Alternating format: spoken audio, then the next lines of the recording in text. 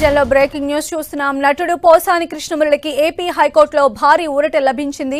విశాఖ, చిత్తూరు జిల్లాల్లో నమోదైన కేసుల్లో ఆయనపై తొందరపాటు చర్యలు తీసుకోవద్దని పోలీసులను ఏపీ హైకోర్టు ఆదేశించింది.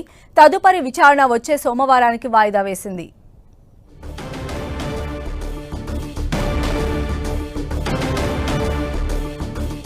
మరిన్ని అప్డేట్స్ మా ప్రతినిధి తిరుమలరావు అందిస్తారు. తిరుమలరావు,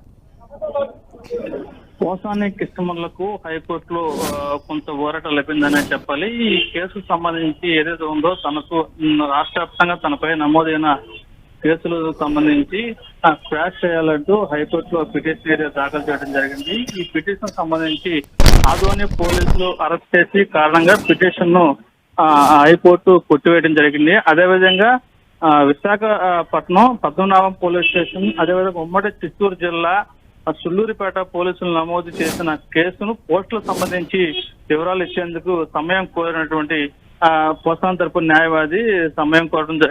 ఇది ఎవరైతే ఉన్నారో పీపీ ఏజీ విచారణకు సంబంధించి సమయం ఇవ్వాలని కోరడం జరిగింది. మరో విధంగా ఈ కేసుకు సంబంధించి తదుపరి విచారణ సోమవారానికి అయితే వాయిదా వేయడం జరిగింది.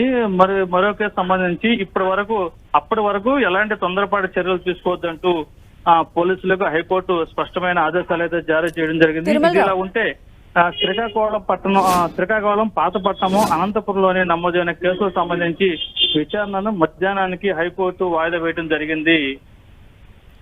అయితే తిరుమలరావు, మొత్తం 15 కేసులు పోసాని పైన రిజిస్టర్ అయి ఉన్నటువంటి పరిస్థితి ఉంది. ఇప్పుడు 2 ప్లేసెస్లో ఆయనకి, అంటే విశాఖ కానీ చిత్తూరులో మినహాయించారు కాబట్టి ఎన్ని కేసుల్లో నుంచి ఆయనకి మినహాయింపు వచ్చినట్టు చెప్పుకోవచ్చు?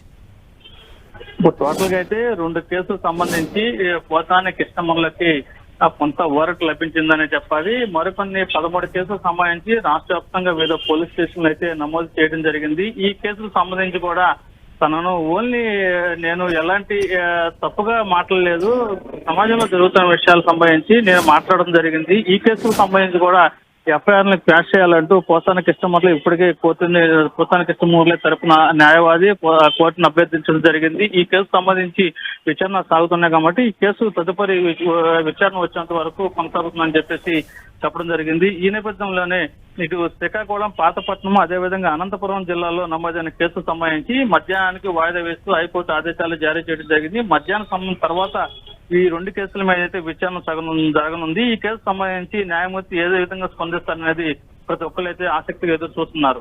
రైట్ తిరుమలరావు.